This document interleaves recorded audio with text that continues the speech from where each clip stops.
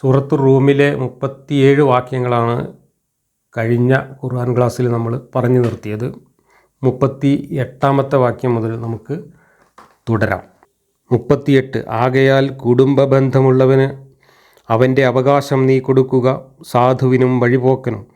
അള്ളാഹുവിൻ്റെ പ്രീതിയെ ഉദ്ദേശിക്കുന്നവർക്ക് അത് ഗുണകരമാണ്, അക്കൂട്ടർ തന്നെയാണ് വിജയികളും.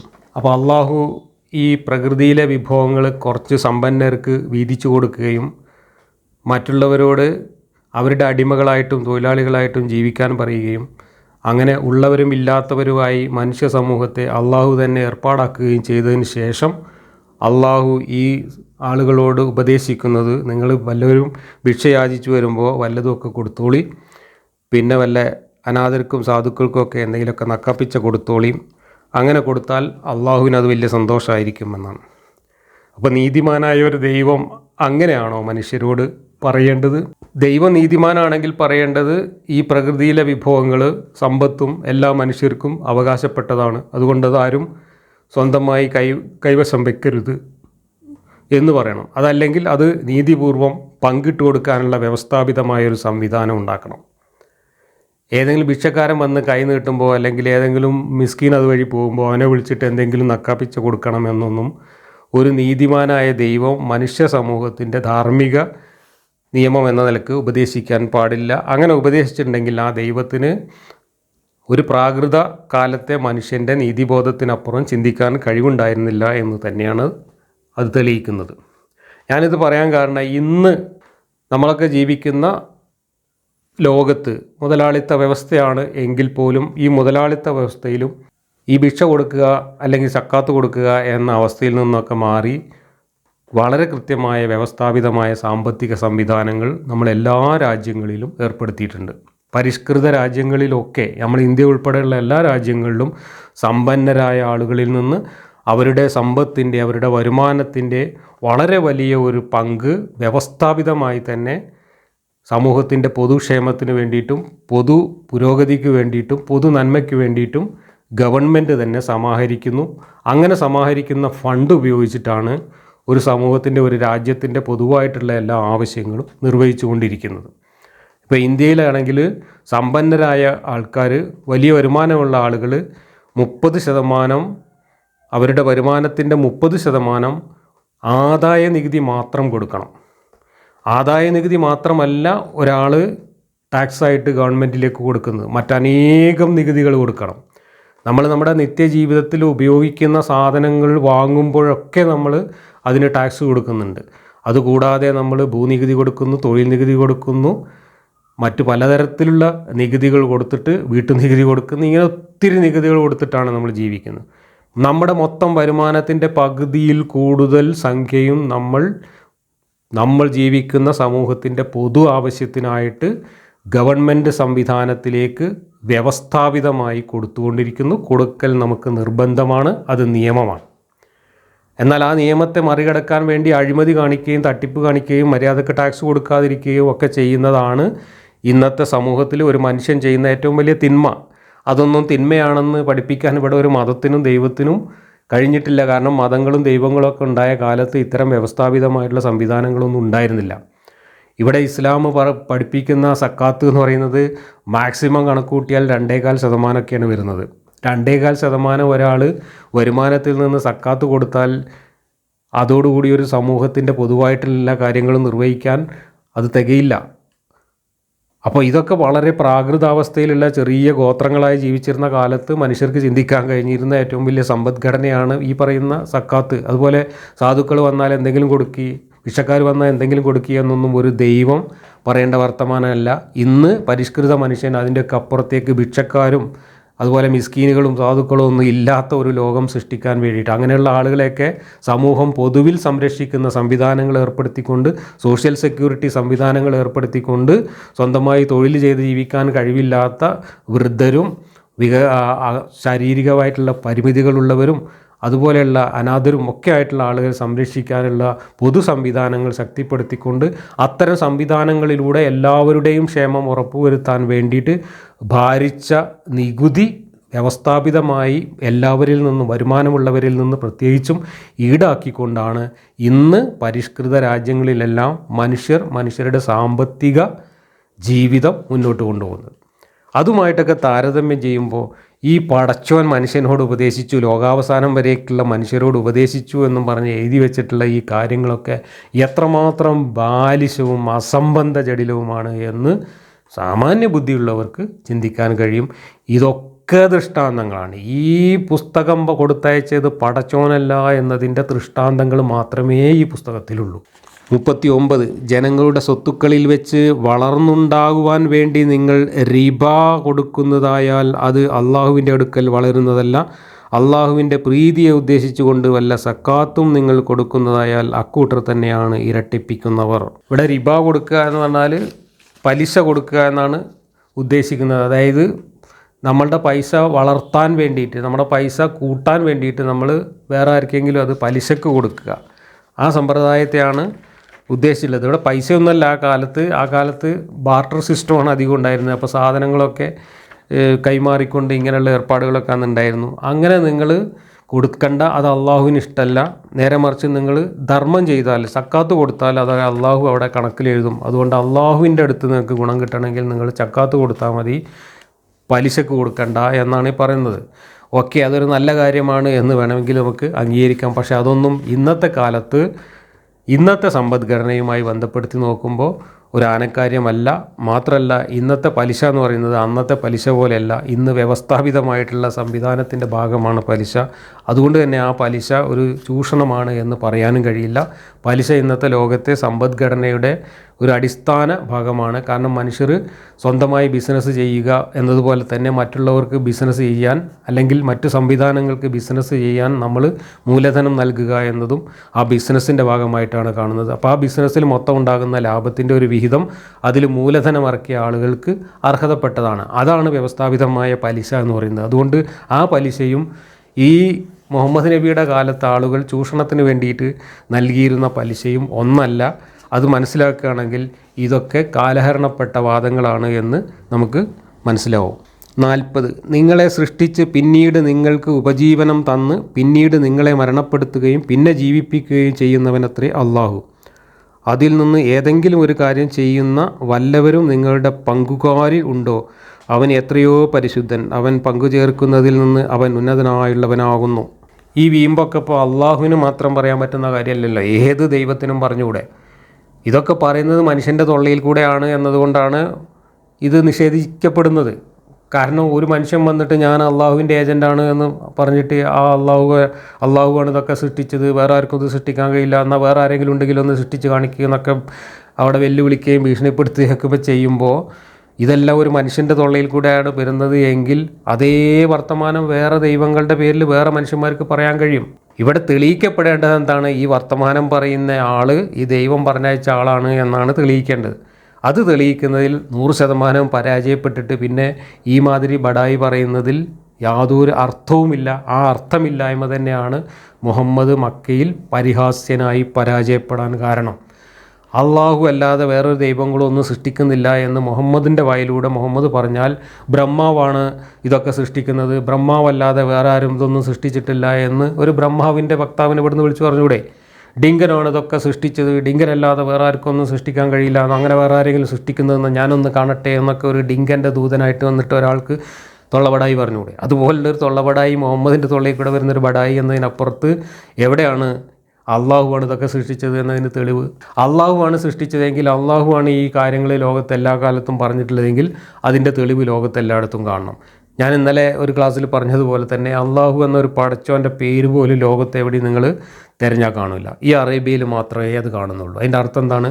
അള്ളാഹു എന്ന് പറയുന്നത് മുഹമ്മദിന് പരിചയം ഉണ്ടായിരുന്ന ഒരു ഗോത്ര ദൈവമാണ്. ആ ഗോത്ര ദൈവത്തെ പിടിച്ച് ഒന്ന് ഊതി ഉറപ്പിച്ചിട്ട് മുഹമ്മദ് ഈ ആകാശത്തിൻ്റെ ഭൂമിയുടെ ദൈവമാക്കിയിട്ട് ആകാശത്തിൻ്റെ മുകളിൽ കൊണ്ടേ കസേരയിട്ട് ഇരുത്തി എന്നതിനപ്പുറത്തേക്ക് യാഥാർത്ഥ്യവുമായിട്ട് ഇതിന് യാതൊരു ബന്ധവുമില്ല. 41 മനുഷ്യരുടെ കരങ്ങൾ പ്രവർത്തിച്ചതു നിമിത്തം കരയിലും കടലിലും കുഴപ്പം വെളിപ്പെട്ടിരിക്കുന്നു. തങ്ങൾ പ്രവർത്തിച്ചതിൽ ചിലത് അവർക്ക് ആസ്വദിപ്പിക്കുവാൻ വേണ്ടിയാണ്. അവർ മടങ്ങിയേക്കാമല്ലോ. ഇത് റോമക്കാരും പേർഷ്യക്കാരും തമ്മിലുള്ള യുദ്ധത്തിൻ്റെ പശ്ചാത്തലവുമായി ബന്ധപ്പെട്ട് പറഞ്ഞതാണ് എന്ന് ഒരു വ്യാഖ്യാനം മൗദൂദിയൊക്കെ ഉദ്ധരിച്ചതായി കാണാം. എന്നാൽ ഇത് ആദം നബിയുടെ മക്കൾ തമ്മിൽ കൊലപാതകം നടത്തിയതുമായി ബന്ധപ്പെട്ട കാര്യമാണ് എന്നതു മുതൽ പലതരത്തിലുള്ള വിചിത്രമായ വ്യാഖ്യാനങ്ങളും ഇതിനെഴുതി വച്ചിട്ടുണ്ട്. എന്താണ് ഈ കടലിലും കരയിലും കുഴപ്പം എന്നതുകൊണ്ട് ഉദ്ദേശിക്കുന്നത് എന്ന്, കടലും കരയും എന്ന് പറഞ്ഞാൽ തന്നെ അതൊക്കെ വേറെ എന്തൊക്കെയോ ആണെന്ന് പറഞ്ഞൊക്കെ വ്യാഖ്യാനിച്ചിട്ട് ഇത് ആദമിൻ്റെ മക്കൾ ആയേനും കാബേനും തമ്മിൽ കൊലപാതകം നടത്തിയ കാര്യമാണ് എന്ന് തുടങ്ങി മറ്റു പലതും പറയുന്നുണ്ട്. ഏറ്റവും അവസാനം റോമക്കാരും പേർഷ്യക്കാരും തമ്മിലുള്ള യുദ്ധത്തിൻ്റെ സാഹചര്യത്തിൽ പറഞ്ഞതാണ് എന്നൊക്കെ വ്യാഖ്യാനിക്കുന്നുണ്ട്. എന്താണ് ഉദ്ദേശിച്ചത് എന്ന് വ്യക്തമല്ല. മനുഷ്യരുടെ കരങ്ങൾ പ്രവർത്തിച്ചത് നിമിത്തം കരയിലും കടലിലും കുഴപ്പം വെളിപ്പെട്ടിരിക്കുന്നു. തങ്ങൾ പ്രവർത്തിച്ചതിൽ ചിലത് അവർക്ക് ആസ്വദിപ്പിക്കുവാൻ വേണ്ടിയാണ്. അവർ മടങ്ങിയേക്കാമല്ലോ. അപ്പോൾ മനുഷ്യർ അവരുടെ പ്രവൃത്തി കാരണം ഇങ്ങനെ കുഴപ്പങ്ങളൊക്കെ ഉണ്ടായത് അള്ളാഹു അങ്ങോട്ട് ഏറ്റെടുക്കുകയാണ്. മനുഷ്യരാണ് കുഴപ്പക്കാർ എന്ന് പറഞ്ഞിട്ട് പിന്നെ അള്ളാഹു ഏറ്റെടുത്തിട്ട് പറയാണ് അള്ളാഹു അവർക്ക് കുറച്ച് ദുരിതമൊക്കെ ആസ്വദിപ്പിക്കാൻ വേണ്ടിയിട്ടാണ് അങ്ങനെ ചെയ്തത്. എന്നിട്ടെന്തിനാണ് എന്നിട്ടെങ്കിലും ഓലൊന്ന് മടങ്ങിയാലോ എന്ന് അള്ളാഹു ഇങ്ങനെ പ്രതീക്ഷിക്കുകയാണ്. നോക്കണം, സർവജ്ഞാനി എല്ലാം മുൻകൂട്ടി തീരുമാനിച്ച് എല്ലാം ഉറപ്പിച്ച് വെച്ചിട്ട് കുൻ പറഞ്ഞാൽ എന്തും സാധ്യമാകുന്ന സർവശക്തനാണെന്നൊക്കെ അവകാശപ്പെട്ടിട്ട് ഒരു ദൈവം ഈ മാതിരി തോന്നിയാസങ്ങളൊക്കെ കാണിച്ചിട്ട് കാത്തിരിക്കുക, എന്നിട്ടെങ്കിലും ഇവരൊന്ന് നന്നായാലോ എന്ന് പ്രതീക്ഷിക്കുകയാണ്. അപ്പോൾ ദൈവത്തിൻ്റെ സർവജ്ഞാനമൊക്കെ എവിടെ പോയി? അതല്ലെങ്കിൽ ദൈവത്തിൻ്റെ സർവശക്തി എവിടെ പോയി? ദൈവത്തിൻ്റെ കതിറും കഥ എവിടെ പോയി? ഇതെല്ലാം പോയി. അപ്പോൾ മനുഷ്യർ പ്രവർത്തിച്ചതിൻ്റെ ഫലമായിട്ടാണ് കടലിലും കരയിലും കുഴപ്പമുണ്ടായത് എന്ന് പറയുക. എന്നിട്ട് ആ കുഴപ്പം ഉണ്ടാക്കിയത് അള്ളാഹു ആണ് എന്ന് പറയുക. അള്ളാഹു അത് ഉണ്ടാക്കിയതിൻ്റെ ഉദ്ദേശം എന്താണ്? എന്നിട്ടെങ്കിലും നിങ്ങളൊന്ന് നന്നായെങ്കിലോ എന്ന് വിചാരിച്ചിട്ടാണ് എന്ന് പറയാം. ഇതെല്ലാം പരസ്പര വിരുദ്ധമായിട്ടുള്ള മണ്ടത്തരങ്ങളല്ലേ? അള്ളാഹുവിനെക്കുറിച്ച് പറഞ്ഞ എല്ലാ സിഫത്തുകളും കുളത്തിലാകുന്ന വിഡ്ഢിത്തമാണ് ഈ പറഞ്ഞിരിക്കുന്നത്. അപ്പം മുഹമ്മദിന് താൻ പറഞ്ഞുകൊണ്ടിരിക്കുന്നത് എന്താണ് എന്നതിനെക്കുറിച്ചുള്ള ഒരു സമഗ്ര ബോധം ഇത് ഈ ബഡായി ഒന്നും പറയുമ്പോൾ ഉണ്ടായിരുന്നില്ല. ഒരു വിവരം കെട്ട മനുഷ്യൻ അയാളുടെ ജീവിത സാഹചര്യത്തിന് അനുസരിച്ച് എന്തെങ്കിലുമൊക്കെ ബബ്ബ വിളിച്ചു പറഞ്ഞാൽ ഇതുപോലെ വൈരുദ്ധ്യങ്ങൾ വന്ന് പെടും. അതാണ് ഇതിൽ നിന്ന് നമുക്ക് മനസ്സിലാവുന്നത്. തലക്ക് വെളിവുള്ള ഒരു പടച്ചോൻ ഇതുപോലെ പരസ്പര വിരുദ്ധമായ കാര്യങ്ങൾ ഇങ്ങനെ പറയുമോ? ഒരിക്കലും പറയില്ല. 42 പറയുക, നിങ്ങൾ ഭൂമിയിൽ സഞ്ചരിക്കുവിൻ, എന്നിട്ട് മുമ്പുണ്ടായിരുന്നവരുടെ പര്യവസാനം എങ്ങനെയായിരുന്നുവെന്ന് നോക്കുവിൻ. അവരിൽ അധികം ആളുകളും മുശ്രിക്കുകൾ ആയിരുന്നു. പിന്നെയും ഭൂമിയിൽ സഞ്ചരിച്ചിട്ട് നോക്കാൻ പറയാണ്. ഈ ഭൂമിയിൽ സഞ്ചരിച്ച് നോക്കുവിൻ എന്ന് മുഹമ്മദ് ഈ പറയുന്നത് അറേബ്യയിലൂടെ യാത്രയൊക്കെ ചെയ്യുമ്പോൾ കണ്ടിരുന്ന പല പണ്ടത്തെ പ്രകൃതിക്ഷോഭങ്ങളുടെയും മറ്റും ചില അടയാളങ്ങളാണ്. ആ അടയാളങ്ങൾ നോക്കിയാൽ ആ അടയാളങ്ങളെ ബേസ് ചെയ്തിട്ട് മനുഷ്യന്മാർ കെട്ടിയുണ്ടാക്കിയ കെട്ടുകഥകൾ സത്യമാണ് എന്നതിൻ്റെ ദൃഷ്ടാന്തമായിട്ട് അത് കാണാമെന്നൊക്കെയാണ് ഇവിടെ പറയുന്നത്. സത്യത്തിൽ ഭൂമിയിൽ ഇങ്ങനെ സഞ്ചരിച്ച് നോക്കിയാൽ ഞാൻ ഇന്നലെ വിശദീകരിച്ച പോലെ തന്നെ ഈ അള്ളാഹു എന്ന് പറയുന്ന പടച്ചോൻ്റെ പേരിൽ പറഞ്ഞു വെച്ചിട്ടുള്ള ഈ കഥകൾ പൊട്ടത്തരമാണ് എന്നതിന് ഭൂമിയിൽ എല്ലായിടത്തും നമുക്ക് പോയാൽ തെളിവുകൾ കിട്ടും. ഇത് സത്യമാണ് എന്നതിൻ്റെ ഒരു ഫോസിൽ കഷ്ണം തെളിവ് പോലും ലോകത്തെവിടെയും കിട്ടില്ല. അപ്പോൾ ഭൂമിയിൽ സഞ്ചരിച്ചാൽ തന്നെ ഈ പുസ്തകത്തിൽ പറയുന്നതെല്ലാം പൊട്ടക്കഥയാണ് എന്ന് മനസ്സിലാവും. ഇനി ഭൂമിയിൽ എവിടെയെങ്കിലുമൊക്കെ വല്ല പ്രകൃതിക്ഷോഭത്തിൻ്റെ അല്ലെങ്കിൽ എന്തെങ്കിലുമൊക്കെ അത്ഭുതങ്ങളുടെയോ അടയാളങ്ങളുടെയോ ഒക്കെ ഉണ്ടെങ്കിൽ ആ അടയാളങ്ങളുമായി ബന്ധപ്പെട്ട് മനുഷ്യർ പ്രചരിപ്പിക്കുന്ന കഥകൾ സത്യമാണ് എന്നതിന് അത് തെളിവാകുമോ? ഒരിക്കലുമില്ല. അങ്ങനെയാണെങ്കിൽ നമ്മളിപ്പോൾ ഇന്ത്യയിൽ പലയിടത്തു കൂടെ സഞ്ചരിച്ചാൽ നമ്മൾ രാമായണവും മഹാഭാരതവും ഒക്കെ സത്യമാണെന്ന് വിശ്വസിക്കേണ്ടി വരും.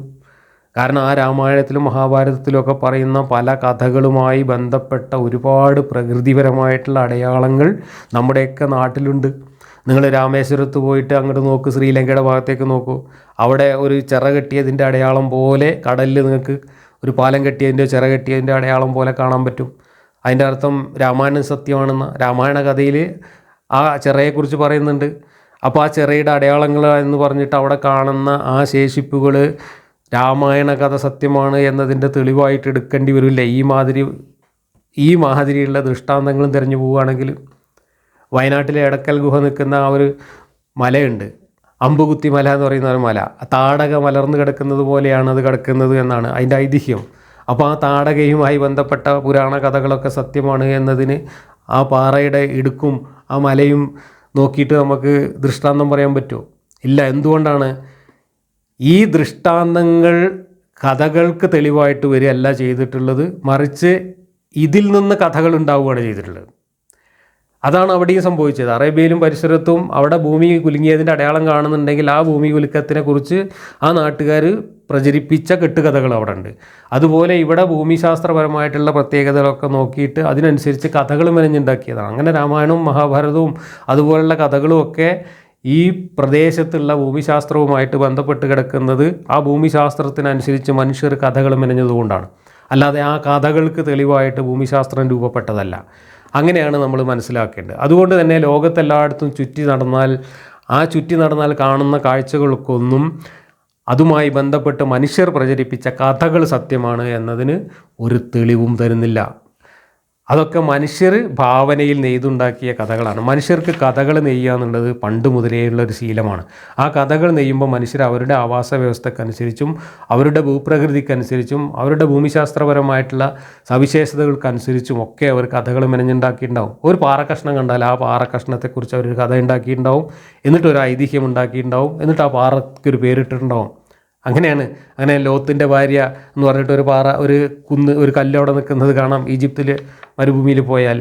അതുപോലെ ഇവിടെ പലതരത്തിലുള്ള പാറകൾ, ആനപ്പാറ എന്ന് പറയുന്ന പാറ കാണാം, പിന്നെ യക്ഷിപ്പാറ എന്നുള്ളൊരു പാറ കാണാം, അവിടെ യക്ഷി പിടിച്ചു എന്നുള്ളൊരു കഥയുണ്ടാവും. അങ്ങനെ ഓരോ പ്രകൃതിയിൽ കാണുന്ന ഓരോ സാധനങ്ങളെ ബേസ് ചെയ്തിട്ടും മനുഷ്യന്മാർ പലതരത്തിലുള്ള അന്ധവിശ്വാസങ്ങളും കെട്ടുകഥകളും പ്രചരിപ്പിച്ചിട്ടുണ്ട്. ഔലിയപ്പാപ്പ ചവിട്ടിയ പാറ എന്ന് പറഞ്ഞിട്ട് നമ്മളിവിടെ മങ്കട അടുത്തൊരു പാറയുണ്ട്. അവിടെ ഒരു കാലടി പോലെയുള്ള ഒരു കുഴിയൊരു പാറമ കാണാം. അത് ഏതോ ബീരാൻ ഔലിയപ്പാപ്പ ചവിട്ടിയതാണ് എന്നാണ് അവിടുത്തെ ഐതിഹ്യം. അപ്പോൾ ആ പാറയമ്മലുള്ള ഒരു കാലടി പോലത്തെ ഉള്ള ഒരു കുഴി കണ്ടാൽ അതിൻ്റെ അർത്ഥം ബീരാൻ ഔലിയപ്പാപ്പ പാറമ്മ ചവിട്ടിയ പാറ കുഴിയുമായിരുന്നു എന്നാണോ? അല്ല, അതൊക്കെ മനുഷ്യന്മാർ കെട്ടിയുണ്ടാക്കിയ കെട്ടുകഥയാണ്. അതേപോലെ തന്നെയാണ് അറേബ്യയിൽ പ്രചാരത്തിലുണ്ടായിരുന്ന കെട്ടുകഥകളും അറേബ്യയിലും പരിസരത്തും മുഹമ്മദും കൂട്ടരും നടന്നു പോയിരുന്ന സ്ഥലത്തുണ്ടായിരുന്ന അടയാളങ്ങൾ നോക്കിയിട്ട് അവിടുത്തെ ആൾക്കാർ പറഞ്ഞിരുന്ന കഥകളും ഒക്കെ അങ്ങനെ മനുഷ്യർ മെനഞ്ഞുണ്ടാക്കിയ കഥകളാണ്. ആ കഥകൾക്ക് തെളിവല്ല ഭൂമിശാസ്ത്രം, മറിച്ച് ഭൂമിശാസ്ത്രത്തിൽ നിന്ന് കഥകളുണ്ടായി എന്നാണ് തലക്ക് വെളിവുള്ളവർ മനസ്സിലാക്കുന്നത്. 43 ആകയാൽ അള്ളാഹുവിൽ നിന്ന് യാതൊരു തടവും ഉണ്ടായിരിക്കാത്ത ഒരു ദിവസം വരുന്നതിന് മുമ്പായി നീ നിൻ്റെ മുഖം ശരിയായി നിൽക്കുന്ന മതത്തിലേക്ക് നേരെയാക്കി നിർത്തിക്കൊള്ളുക. അന്നേ ദിവസം അവർ പിളർന്ന് പിരിയുന്നതാകുന്നു. അപ്പോൾ ലോകാവസാന ദിവസം സ്വർഗത്തിലേക്കും നരകത്തിലേക്കുമായിട്ട് പിരിഞ്ഞു പോകും മനുഷ്യർ. ആ ദിവസത്തെ ഓർത്തുകൊണ്ട് നീ ശരിയായ മതത്തിൽ ഉറച്ചു നിന്നോ എന്നൊക്കെ ഇവിടെ അള്ളാഹു മുഹമ്മദിനോട് പറയുകയാണ്. കാരണം മുഹമ്മദിന് തന്നെ മനസ്സിൽ ഇതിലിനി ഉറച്ച് നിൽക്കണോ അതോ ചാഞ്ചാടണോ അതോ മുസ്ലിങ്ങൾ പറയുന്നത് തന്നെയാണോ ശരി എന്ന തരത്തിലുള്ള സംശയങ്ങളും ചാഞ്ചാട്ടങ്ങളും തുടങ്ങിയിരുന്നു എന്നും ആ ചാഞ്ചാട്ടത്തിൽ മുഹമ്മദ് സ്വയം തൻ്റെ പക്ഷത്ത് തന്നെ ഉറച്ചു നിൽക്കാൻ വേണ്ടി നടത്തുന്ന ശ്രമമാണ് ഇത് എന്നും മനഃശാസ്ത്രപരമായിട്ട് നമ്മൾ ഇതിനെ വിശകലനം ചെയ്യാൻ നമുക്ക് മനസ്സിലാവും. ഖുർആനിലുടനീളം അത്തരത്തിൽ മുഹമ്മദിൻ്റെ മനസ്സിലെ ചാഞ്ചാട്ടത്തിൻ്റെ തെളിവുകളും അടയാളങ്ങളും നമുക്ക് കാണാൻ കഴിയും. 44 ആർ അവിശ്വസിച്ചുവോ അവൻ്റെ അവിശ്വാസം അവൻ്റെ മേൽ തന്നെയായിരിക്കും.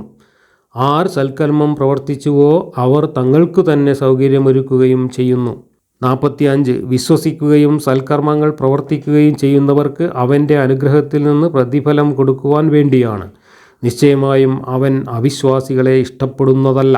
46 അവൻ്റെ ദൃഷ്ടാന്തങ്ങളിൽപ്പെട്ടതാണ് സന്തോഷവാർത്ത അറിയിക്കുവാനായിക്കൊണ്ട് കാറ്റുകളെ അവൻ അയക്കുന്നത്. അവൻ്റെ കാരുണ്യത്തിൽ നിന്ന് നിങ്ങൾക്ക് ആസ്വദിപ്പിക്കുവാനും അവൻ്റെ കൽപ്പനപ്രകാരം കപ്പലുകൾ സഞ്ചരിക്കുവാനും അവൻ്റെ അനുഗ്രഹത്തിൽ നിന്ന് നിങ്ങൾ അന്വേഷിക്കുവാനും വേണ്ടിയാകുന്നു. നിങ്ങൾ നന്ദി കാണിക്കുവാൻ വേണ്ടിയുമാണ്. അള്ളാഹു കാറ്റടിക്കുന്നത് കപ്പലോടിക്കാനും പിന്നെ നമുക്ക് ഉപജീവനത്തിനായിട്ട് മഴ പെയ്യിച്ച് നമുക്ക് കൃഷിയൊക്കെ ചെയ്തിട്ട് നമുക്ക് ഉപജീവന മാർഗം ഉണ്ടാക്കിത്തരാനും ഒക്കെയാണ്. പക്ഷേ ആത്യന്തികമായിട്ട് ഇതൊക്കെ അള്ളാഹു ചെയ്യുന്നത് അള്ളാഹുവിന് നന്ദി കിട്ടാൻ വേണ്ടിയിട്ടാണ്. എന്തൊരു അല്പത്തരമാണ് ഈ പറയുന്നത്. 47 നിനക്ക് മുമ്പ് പല റസൂലുകളെയും അവരുടെ ജനതയിലേക്ക് നാം അയക്കുക ഉണ്ടായിട്ടുണ്ട്. എന്നിട്ട് അവർക്ക് വ്യക്തമായ തെളിവുകളും കൊണ്ട് ചെന്നു. അപ്പോൾ കുറ്റം പ്രവർത്തിച്ചവരോട് നാം പ്രതികാര നടപടിയെടുത്തു. നമ്മുടെ മേൽ കടമയായിരുന്നു സത്യവിശ്വാസികളെ സഹായിക്കൽ. നമ്മൾ ഒരുപാട് വട്ടം പറഞ്ഞതാണ്. എന്നിട്ട് എന്തേ മക്കക്കാർക്ക് അള്ളാഹുവിൻ്റെ ഒരു ശിക്ഷയും മുഹമ്മദിന് ആ ശിക്ഷ നടപ്പിലാക്കിക്കൊണ്ടുള്ള ഒരു സഹായവും ഒന്നും നമ്മൾ കണ്ടില്ല. അവസാനം മുഹമ്മദ് തന്നെ പോയിട്ട് വാളെടുത്തിട്ട് ചതി പ്രയോഗിച്ചിട്ട് ഇവരെ കീഴ്പ്പെടുത്തിയപ്പോഴാണല്ലോ മുഹമ്മദിന് അവിടെ ഒരു മതം ഉണ്ടാക്കാൻ കഴിഞ്ഞത്. അപ്പോൾ അള്ളാഹു ശിക്ഷിക്കുമെന്നും അള്ളാഹു സഹായിക്കുമെന്നും ഒക്കെ പറയുന്നത് മിഥ്യയാണ് എന്നതിന് മുഹമ്മദിൻ്റെ ചരിത്രവും തന്നെയാണ് തെളിവ്. പിന്നെ മുമ്പുള്ളവരൊക്കെ വ്യക്തമായ തെളിവും കൊണ്ടുവന്നു എന്നാണ് ഇവിടെ പറയുന്നത്. എന്നിട്ട് എന്തേ മുഹമ്മദ് ഒരു നയാ പൈസയുടെ തെളിവ് കൊണ്ടുവരാതിരുന്നത്? മുഹമ്മദിനോട് മക്കാർ തെളിവല്ലേ ചോദിച്ചത്? മുഹമ്മദിന് മക്കാരുടെ മുമ്പിൽ എന്തെങ്കിലും തെളിവ് കാണിക്കാൻ കഴിഞ്ഞോ? കഴിഞ്ഞില്ല എന്ന് മാത്രമല്ല, മുഹമ്മദ് ഇതുപോലുള്ള പരസ്പര വിരുദ്ധമായ ബാലിശമായ വിഡ്ഢിത്തങ്ങൾ ആവർത്തിക്കുക വഴി മുഹമ്മദ് പറയുന്നത് മുഴുവൻ കള്ളത്തരമാണ് എന്ന് തെളിയിക്കുന്നതിനുള്ള 900 തെളിവുകളാണ് മുഹമ്മദ് അവിടെ കാണിച്ചുകൊണ്ടിരുന്നത്. അവരാവശ്യപ്പെട്ട യാതൊരു തെളിവും കാണിച്ചു കൊടുക്കാൻ മുഹമ്മദിന് സാധിച്ചിട്ടില്ല. അപ്പോൾ മുഹമ്മദ് പറയുന്ന പൂർവികരുടെ കെട്ടുകഥയിലെ തെളിവും അതുപോലെയൊക്കെ തന്നെ ആയിരുന്നിരിക്കാം. അതല്ലെങ്കിൽ ഈ കഥകളൊക്കെ പിന്നീടുണ്ടാക്കിയതാണ്. ആ കഥകൾക്കൊന്നും ചരിത്രപരമായ തെളിവുകളില്ല. അപ്പോൾ ഈ കെട്ടുകഥകളിൽ പറയുന്ന കാര്യങ്ങൾ പറഞ്ഞുകൊണ്ട് മുഹമ്മദ് അവരെ പാട്ടിലാക്കാൻ ശ്രമിച്ചപ്പോൾ ആ കെട്ടുകഥയിൽ പറയുന്നത് പോലെയുള്ള തെളിവുകൾ കാണിച്ചു കൊടുക്കാനാണ് മക്കാർ ആവശ്യപ്പെട്ടത്. ഒരു നയാ പൈസയുടെ തെളിവും മുഹമ്മദ് കാണിച്ചു കൊടുത്തിട്ടില്ല. പക്ഷേ ഇവിടെ വീമ്പ് പറയുന്നത് അള്ളാഹു തെളിവുകളും കൊണ്ട് റസൂലുമാരെ അയക്കും, എന്നിട്ടും അവരെ നിഷേധിക്കും, അപ്പോൾ അള്ളാഹു അവരെ അങ്ങോട്ട് ശിക്ഷിക്കും എന്നാണ്. ഇതൊന്നും മക്കയിൽ സംഭവിച്ചിട്ടില്ല. മക്കയിൽ മുഹമ്മദ് തെളിവ് കൊണ്ടുവന്നിട്ടുമില്ല, അള്ളാഹു അവരെ ശിക്ഷിച്ചിട്ടുമില്ല. 48 അള്ളാഹു അത്രയേ കാറ്റുകളെ അയക്കുന്നവൻ, എന്നിട്ട് അവ മേഘത്തെ ഇളക്കി വിടുന്നു. അങ്ങനെ അവൻ ഉദ്ദേശിക്കുന്ന പ്രകാരം ആകാശത്തിൽ അവൻ പരത്തുന്നു, അതിനെ തുണ്ടങ്ങളാക്കുന്നു. അപ്പോൾ അതിനിടയിൽ നിന്ന് മഴ പുറത്തു വരുന്നതായി നിനക്ക് കാണാം. എന്നിട്ട് തൻ്റെ അടിയാന്മാരിൽ നിന്ന് താൻ ഉദ്ദേശിക്കുന്നവർക്ക് അവൻ അതിനെ എത്തിച്ചു കൊടുത്താൽ അപ്പോഴതാ അവർ സന്തോഷം പ്രകടിപ്പിക്കുന്നു. ഒരു ദൈവത്തിൻ്റെ നിലവാരമാണിതൊക്കെ. 49 നിശ്ചയമായും അവരിൽ അത് ഇറക്കപ്പെടുന്നതിന് മുമ്പ് ഇതിനു മുമ്പായി അവർ നിരാശപ്പെട്ടവരായിരുന്നു. മഴ പെയ്യാതിരുന്നപ്പോൾ അവർ നിരാശരായിരുന്നു, മഴ പെയ്തപ്പോൾ അവർക്ക് സന്തോഷമുണ്ടായി. അതുകൊണ്ടൊക്കെ ഇപ്പോൾ അള്ളാഹുവാണ് പഠിച്ചോനെന്നോ മുഹമ്മദിൻ്റെ ഈ വെളിപാടുകൾ ഒറിജിനലാണോ എന്നതിന് എന്തെങ്കിലും തെളിവുണ്ടോ? ഈ മാതിരി നിലവാരം കുറഞ്ഞ ദൃഷ്ടാന്തം പറച്ചിൽ തന്നെയാണ് മുഹമ്മദിൻ്റെ അള്ളാഹുവും പരിഹസിക്കപ്പെടാൻ കാരണമായത്. 50 അപ്പോൾ അള്ളാഹുവിൻ്റെ കാരുണ്യത്തിൻ്റെ ഫലങ്ങളിലേക്ക് നോക്കുക. ഭൂമി നിർജീവമായിരുന്നതിന് ശേഷം എങ്ങനെയാണ് അവൻ അതിനെ ജീവിപ്പിക്കുന്നതെന്ന്. നിശ്ചയമായും അവൻ മരണപ്പെട്ടവരെ ജീവിപ്പിക്കുന്നവൻ തന്നെയാണ്. അവൻ എല്ലാ കാര്യത്തിനും കഴിവുള്ളവനാകുന്നു. നിർജീവമായ ഭൂമിയിൽ മഴ പെയ്തപ്പോൾ ജീവനുണ്ടായി എന്ന് പറയുന്നത് പൊട്ടത്തരമാണ് എന്ന് നമ്മൾ മുമ്പ് പറഞ്ഞു കഴിഞ്ഞു. അതേപോലെ മരിച്ചു കിടക്കുന്നവരെ ഖബറിൽ നിന്നിങ്ങോട്ട് മുളപ്പിച്ചു കൊണ്ടുവരും എന്ന് പറയുന്ന ആ ഉപമയും അതുകൊണ്ട് തന്നെ തെറ്റാണ്. കാരണം അവിടെ നിർജീവമായതിൽ നിന്നല്ല ജീവൻ ഉണ്ടാകുന്നത്. ജീവനുള്ള വിത്തുകൾ അവിടെ ഉണ്ട്. ആ വിത്തുകളാണ് വെള്ളം കിട്ടുമ്പോൾ മുളച്ച് സസ്യമായി മാറുന്നത്. ജീവനില്ലാതെ കിടക്കുകയായിരുന്നില്ല.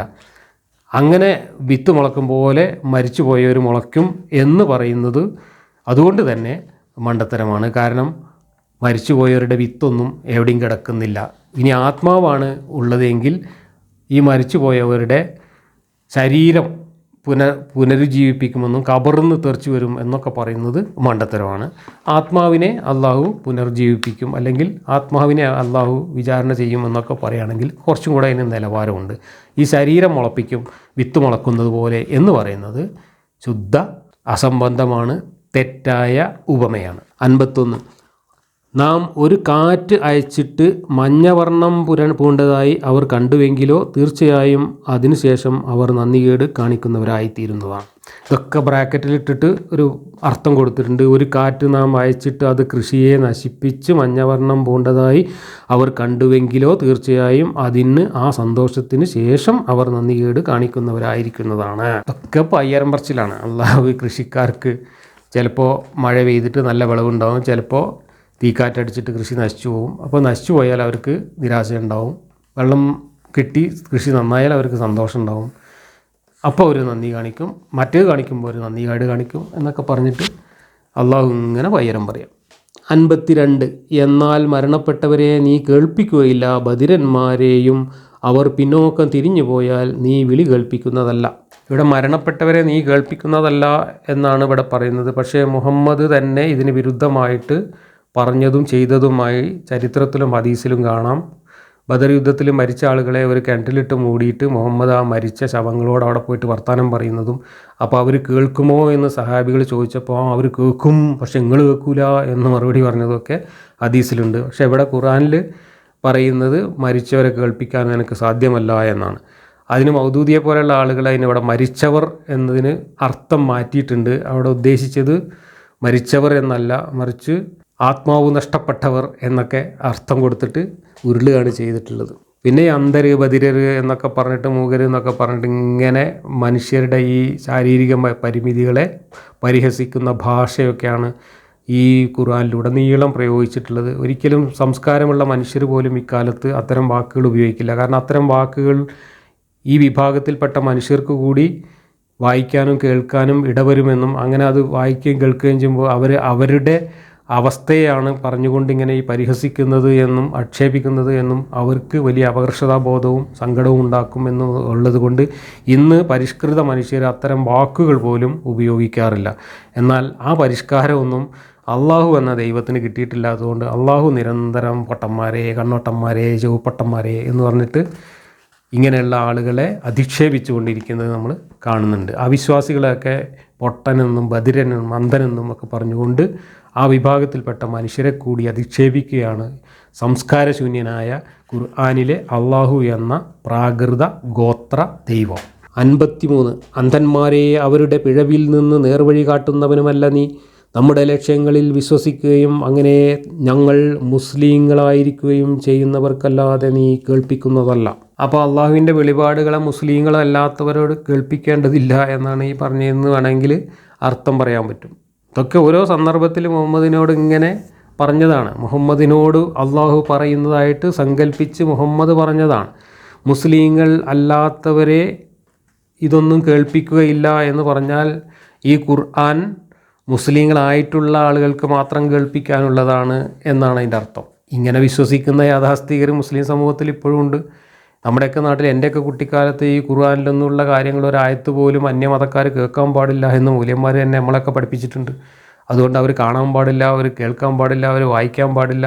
അതുകൊണ്ട് തന്നെ മലയാളത്തിലും ഇംഗ്ലീഷിലും ഒന്നും ഇത് പരിഭാഷപ്പെടുത്താൻ പാടില്ല എന്നൊക്കെ പറഞ്ഞ് നടന്നിരുന്നു. ഇപ്പോൾ അതൊക്കെ മാറിയിട്ട് ഇതൊക്കെ മറ്റുള്ളവരെ കൂടെ കേൾപ്പിച്ച് അവരെയും കൂടെ മാർക്കത്തിൽ കൂട്ടണം, അതിന് കമ്മീഷൻ വാങ്ങണം എന്ന് പറഞ്ഞിട്ടാണ് ഇസ്ലാമിൻ്റെ ആളുകൾ നടക്കുന്നത്. ഖുർആനിൽ പറയുന്ന ഈ ഒരു വാക്യം നമ്മൾ അക്ഷരാർത്ഥത്തിൽ എടുക്കുകയാണെങ്കിൽ ഖുർആൻ മുസ്ലിങ്ങളല്ലാത്തവരെ കേൾപ്പിക്കാനേ പാടില്ല. 54 നിങ്ങളെ ബലഹീനതയിൽ നിന്ന് സൃഷ്ടിച്ചുണ്ടാക്കിയവനത്രേ അള്ളാഹു. പിന്നീട് ബലഹീനതയ്ക്കു ശേഷം അവൻ ശക്തിയുണ്ടാക്കി. പിന്നെ ശക്തിക്കു ശേഷം ബലഹീനതയും നരയും ഉണ്ടാക്കി. അവൻ ഉദ്ദേശിക്കുന്നത് അവൻ സൃഷ്ടിക്കുന്നു. സർവജ്ഞനും സർവശക്തനുമായുള്ളവൻ അവൻ തന്നെ. അപ്പോൾ അവൻ ഉദ്ദേശിക്കുന്നത് അവൻ സൃഷ്ടിക്കുന്നു എന്ന് പറഞ്ഞാൽ നേരത്തെ നമ്മൾ പറഞ്ഞ ഈ പെർഫെക്ഷൻ ഇല്ലാതെ ജനിച്ചിട്ടുള്ള ആളുകളൊക്കെ അള്ളാഹു ബോധപൂർവം സൃഷ്ടിച്ചതാണ്. തല ഒട്ടിയവരും നെഞ്ചൊട്ടിയവരും കയ്യും കാലില്ലാത്തവരും അള്ളാഹു തന്നെ ആക്ഷേപവാക്കായി പറയുന്ന അന്ധര് ബധിരര് മൂകര് ഇവരെയൊക്കെ അള്ളാഹു ഉദ്ദേശത്തോടു കൂടി കൽപ്പിച്ചു കൂട്ടി സൃഷ്ടിച്ചതാണ്. കാരണം അള്ളാഹുവിന് കാരുണ്യം കൊണ്ടിരിക്കപ്പെടുന്നില്ലല്ലോ. അള്ളാഹുവിൻ്റെ സൃഷ്ടിപ്പിൽ മാറ്റോട്ട് വരുത്താനും പാടില്ല. ഇങ്ങനെയൊക്കെ സൃഷ്ടിച്ചിട്ട് അതിലെന്തെങ്കിലും മാറ്റം വരുത്താൻ വേണ്ടിയിട്ട് മനുഷ്യർ വൈദ്യശാസ്ത്രമൊക്കെ ഉപയോഗിച്ച് എന്തെങ്കിലും ചെയ്താൽ അതും അള്ളാഹുവിന് ഇഷ്ടമല്ല. കാരണം അള്ളാഹു ഒക്കെ പെർഫെക്റ്റ് ആയിട്ടാണ് സൃഷ്ടിച്ചിട്ടുള്ളത്. പെർഫെക്റ്റ് അല്ലാത്തതൊക്കെ അള്ളാഹു ഉദ്ദേശിച്ചിട്ടാണ് സൃഷ്ടിച്ചിട്ടുള്ളത്. അള്ളാഹുവിൻ്റെ സൃഷ്ടിപ്പിൽ മനുഷ്യന്മാർ മാറ്റം വരുത്തുകയില്ല, മാറ്റം വരുത്താൻ സാധിക്കുകയില്ല, മാറ്റം വരുത്താൻ പാടുമില്ല എന്നൊക്കെയാണ് പറഞ്ഞിട്ടുള്ളത്. അപ്പോൾ ശാരീരികമായിട്ട് ഇത്തരം പ്രശ്നങ്ങളോടുകൂടി ജനിക്കുന്നവരെ, ഒട്ടി ജനിച്ചവരെ വേർപെടുത്താനോ, പല്ല് പൊന്തിയവരെ പല്ല് കമ്പി കെട്ടി താഴ്ത്താനോ, മുച്ചറിയുള്ളവരെ ആ മുച്ചറി തുന്നി നേരെയാക്കാനോ ഒന്നും പാടില്ല. അങ്ങനെയൊന്നും പാടില്ല എന്ന് തന്നെയായിരുന്നു അടുത്ത കാലം വരെ ഇസ്ലാമിക പണ്ഡിതന്മാർ പറഞ്ഞുകൊണ്ടിരുന്നത്. അതൊക്കെ മാറി ഇപ്പോൾ പ്ലാസ്റ്റിക് സർജറിയുടെ ഒക്കെ പോരിശ പറഞ്ഞുകൊണ്ട് മാധ്യമത്തിലൊക്കെ ലേഖനങ്ങൾ വരാൻ തുടങ്ങി. മുസ്ലിം ഡോക്ടർമാർ തന്നെ ഇതൊക്കെ പറഞ്ഞ് ലേഖനങ്ങൾ എഴുതുന്നതും ഇപ്പോൾ കാണാം. അങ്ങനെയുള്ള ഒരുപാട് മാറ്റങ്ങൾ നമുക്ക് മതരംഗത്ത് കാണാൻ കഴിയും. അത്തരം മാറ്റങ്ങളെക്കുറിച്ച് ഞാൻ അടുത്ത് തന്നെ ഒരു സെമിനാറിലൊരു വിഷയം അവതരിപ്പിക്കുന്നുണ്ട്. അവിടെ വെച്ചിട്ട് വിശദമായിട്ട് സംസാരിക്കാം. 55 അന്ത്യസമയം നിലനിൽക്കുന്ന ദിവസം കുറ്റവാളികൾ സത്യം ചെയ്യും. ഒരു നാഴിക നേരമല്ലാതെ തങ്ങൾ കഴിഞ്ഞുകൂടിയിട്ടില്ല എന്ന് അപ്രകാരമായിരുന്നു അവർ തിരിക്കപ്പെട്ടിരുന്നത്. 56 അറിവും സത്യവിശ്വാസവും നൽകപ്പെട്ടിട്ടുള്ളവർ പറയുന്നതാണ്, അള്ളാഹുവിൻ്റെ ഗ്രന്ഥത്തിൽ പുനരുത്ഥാന ദിവസം വരേക്കും തീർച്ചയായും നിങ്ങൾ കഴിഞ്ഞുകൂടിയിട്ടുണ്ട്. എന്നാൽ ഇതാ പുനരുത്ഥാന ദിവസം പക്ഷേ നിങ്ങൾ അറിയാതിരിക്കുകയായിരുന്നു. 57 അപ്പോൾ അക്രമം പ്രവർത്തിച്ചവർക്ക് അന്നത്തെ ദിവസം അവരുടെ ഒഴിവ് കഴിവ് ഉപകാരം ചെയ്യുകയില്ല, അവരോട് തൃപ്തിപ്പെടുത്തുവാൻ ആവശ്യപ്പെടുന്നതുമല്ല. 58 തീർച്ചയായും മനുഷ്യർക്ക് വേണ്ടി ഖുർആനിൽ എല്ലാ ഉപമയും നീ വിവരിച്ചിട്ടുണ്ട്. അവരുടെ അടുക്കൽ നീ വല്ല ദൃഷ്ടാന്തവുമായി ചെന്നാൽ അവിശ്വസിച്ചവർ നിശ്ചയമായും പറയും, നിങ്ങൾ വ്യർത്ഥവാദികളല്ലാതെയല്ല എന്ന്. പറയാതിരിക്കില്ലല്ലോ. കാരണം ഇതിൽ പറഞ്ഞിട്ടുള്ള ഉപമകളുടെയൊക്കെ നിലവാരം നമ്മൾ പറഞ്ഞില്ലേ. അന്നത്തെ കാലത്തെ ആളുകൾക്ക് പോലും ഇത് നിലവാരം കുറഞ്ഞ ഉപമകളാണ് എന്ന് തോന്നിയിരുന്നെങ്കിൽ ഇന്നത്തെ കാലത്ത് നമുക്ക് തോന്നുന്നതിൽ അത്ഭുതമില്ല. കാരണം അന്നത്തെ കാലത്ത് പോലും മനുഷ്യന്മാർക്ക് ഇതിനേക്കാളും വിവരവും ഇതിനേക്കാളും യുക്തിയും ഇതിനേക്കാളും ചിന്താശേഷിയും ഉണ്ടായിരുന്നത് കൊണ്ടാണ് മുഹമ്മദ് അള്ളാഹുവിൻ്റെ പേരിൽ പറഞ്ഞ ഈ മണ്ടൻ ഉപമകളും ഈ മണ്ടത്തരങ്ങളും ഈ വൈരുദ്ധ്യങ്ങളും ഒക്കെ അവർ പരിഹസിച്ച് തള്ളാനായിട്ട് കാരണമായത്. 59 അപ്രകാരം അറിയാത്തവരുടെ ഹൃദയങ്ങളിൽ അള്ളാഹു മുദ്ര വയ്ക്കുന്നു. അറിയാത്തവരുടെ ഹൃദയങ്ങളിലേക്ക് അറിവ് പകർന്നു കൊടുക്കുകയല്ലേ അള്ളാഹു ചെയ്യേണ്ടത്. അള്ളാഹു പകരം അവരെ മദീനയിൽ ചെന്നിട്ട് എന്താ ചെയ്ത്, അവരുടെ ഹൃദയങ്ങളിലേക്ക് ഭീതി ഇട്ട് കൊടുത്തിട്ട് നിങ്ങൾ കഴുത്ത് വെട്ടിക്കോ എന്ന് പറയുകയാണ് ചെയ്തത്. അപ്പോൾ അവരുടെ ഹൃദയങ്ങൾ മുദ്ര വെച്ചിട്ട് അവിടേക്ക് അങ്ങോട്ട് ഈമാൻ കയറാതെ ആക്കിയിട്ട് ആ അള്ളാഹു പിന്നെ ആ മുദ്ര വെച്ച ഹൃദയത്തിലേക്ക് ഭീതി കുത്തിക്കയറ്റിയിട്ട് അവരെ കഴുത്ത് വെട്ടാൻ പറയുകയാണ് മദീനയിൽ വെച്ച് ചെയ്യുന്നത്. അപ്പോൾ എന്തിനാണ് അള്ളാഹു ഇങ്ങനെ ഈ മുദ്ര വെക്കാൻ പോകുന്നത്? അവരുടെ ഹൃദയങ്ങളിലേക്ക് ഇത് കയറുന്നില്ലെങ്കിൽ എങ്ങനെയെങ്കിലും കയറ്റാൻ നോക്കുകയല്ലേ നീതിമാനായ ഒരു പഠിച്ചവൻ ചെയ്യേണ്ടത്. അല്ലാതെ മുദ്ര വെച്ചിട്ട് അങ്ങോട്ട് കയറണ്ടെന്ന് തീരുമാനിക്കുക, എന്നിട്ട് പിന്നെ അവരെ ഭീതി കുത്തിക്കയറ്റിയിട്ട് വെട്ടാൻ സഹായിക്കുക. ഇതൊക്കെയാണോ ഒരു നീതിമാനും മര്യാദക്കാരനുമായ ദൈവം ചെയ്യേണ്ടത്? 60 ആകയാൽ നബിയെ നീ ക്ഷമിച്ചു കൊള്ളുക, നിശ്ചയമായും അള്ളാഹുവിൻ്റെ വാഗ്ദാനം യഥാർത്ഥമാകുന്നു. വിശ്വാസം ഉറപ്പിക്കാത്ത ആളുകൾ നിശ്ചയമായും നിനക്ക് ചാഞ്ചല്യം വരുത്താതെയും ഇരിക്കട്ടെ. അപ്പോൾ മനസ്സിൽ ചാഞ്ചല്യം നല്ലപോലെ ഉണ്ടായിരുന്നു എന്നർത്ഥം. ഈ ഒരു കാലഘട്ടമായപ്പോഴേക്കും മുഹമ്മദ് അങ്ങേയറ്റം നിരാശനായിരുന്നു. തൻ്റെ പരിപ്പ് വേവുന്നില്ല എന്ന് ബോധ്യപ്പെട്ടിരുന്നു. എന്ന് മാത്രമല്ല, എന്തുകൊണ്ടാണ് മക്കാർ താൻ പറയുന്നത് സ്വീകരിക്കാത്തത് എന്ന് മുഹമ്മദിന് ബോധ്യപ്പെട്ടിരുന്നു. താൻ പറയുന്ന കാര്യങ്ങൾക്കൊന്നും ഒരു നിലവാരവുമില്ല എന്നും അതിലൊരുപാട് മണ്ടത്തരങ്ങളുണ്ട് എന്നും അത് വെറും വൈരുദ്ധ്യങ്ങളാണ് എന്നും ഒക്കെ മുഹമ്മദിന് ഒരു വേള മനസ്സിലായിരുന്നു. അതുകൊണ്ട് തന്നെ മുഹമ്മദിന് ആ ഒരു സമയമായപ്പോഴേക്കും നിരാശ ബാധിച്ച് ഇതിൽ നിന്ന് പിന്തിരിഞ്ഞാലോ എന്ന ചിന്ത വരെ വന്നിരുന്നു എന്നുമൊക്കെയാണ് ഈ ചാഞ്ചല്യത്തെക്കുറിച്ചുള്ള സൂചനയിൽ നിന്ന് മനസ്സിലാവുന്നത്. പക്ഷെ അങ്ങനെ ഒരു ഘട്ടത്തിൽ അവസാനം മുഹമ്മദ് ഈ ദൗത്യം അവിടെ നിർത്തിയിട്ട് മറ്റൊരു മാർഗം സ്വീകരിക്കാൻ വേണ്ടി തീരുമാനമെടുക്കുകയാണ് ചെയ്തത്. വർത്താനം കൊണ്ടും ബടായി കൊണ്ടും വെളിപാട് കൊണ്ടൊന്നും ഒരു രക്ഷയുമില്ല എന്ന് ബോധ്യപ്പെട്ടപ്പോൾ ഇനി വാളെടുത്ത് ശരിപ്പെടുത്തുക, അതിനുള്ള സാധ്യതകളുണ്ടോ എന്ന് ആരായുകയും അതിൽ മുഹമ്മദിൻ്റെ കുതന്ത്ര ബുദ്ധി വിജയിക്കുകയും ചെയ്തു. അങ്ങനെയാണ് ഈ നിലവാരമില്ലാത്ത ഈ ഒരു വഷളൻ പ്രത്യയശാസ്ത്രം ലോകത്താകെ വ്യാപിച്ച ഒരു വലിയ മതമായിട്ട് മാറിയത്. അങ്ങനെ മാറിയത് കൊണ്ട് പിന്നീട് ഇതിനെ വ്യാഖ്യാനിച്ചും ഉരുട്ടിയും തട്ടിയും ഒരു തത്വശാസ്ത്രമാക്കി മാറ്റാൻ വേണ്ടിയിട്ട് മനുഷ്യർ പെടാപ്പാട് പെട്ടതിൻ്റെ ഫലമാണ് ഇന്ന് കാണുന്ന ഇസ്ലാം. യഥാർത്ഥ ഇസ്ലാം എന്ന് പറയുന്നത് ഈ ഖുർആനും ഈ ഖുർആന് അനുബന്ധമായിട്ട് വന്നിട്ടുള്ള ഹദീസുകളുമൊക്കെയാണ്. അത് വായിച്ചു നോക്കി അതിനെ നമ്മൾ അക്ഷരാർത്ഥത്തിൽ മനസ്സിലാക്കാൻ ശ്രമിച്ചാൽ, അതല്ലെങ്കിൽ അതിനെ നമ്മൾ അധികം വ്യാഖ്യാന കസർത്തൊന്നുമില്ലാതെ നേർക്കുനേരെ ചരിത്രബോധത്തോടെ യാഥാർത്ഥ്യബോധത്തോടെ മനസ്സിലാക്കാൻ ശ്രമിച്ചാൽ ലോകം കണ്ടിട്ടുള്ളതിൽ വെച്ച് ഏറ്റവും നിലവാരം കുറഞ്ഞ ഒരു തത്വശാസ്ത്രമാണ് ഇതെന്നും ഇന്നത്തെ മനുഷ്യർക്ക് വായിച്ച് ചിരിക്കാൻ മാത്രമേ ഇത് ഉപകരിക്കുകയുള്ളൂ എന്നും ഏതൊരു സാമാന്യ ബുദ്ധിയുള്ള ആൾക്കും മനസ്സിലാവും. ഈ 60 വാക്യങ്ങളോടുകൂടി ഈ അധ്യായം അവസാനിച്ചു. ഇനി 1-2 സൂറത്തുകൾ കൂടിയാണ് നമുക്ക് മക്ക സൂറത്തുകളായിട്ട് ചർച്ച ചെയ്യാനുള്ളത്. അടുത്ത ക്ലാസ്സിൽ നമുക്ക് തുടരാം.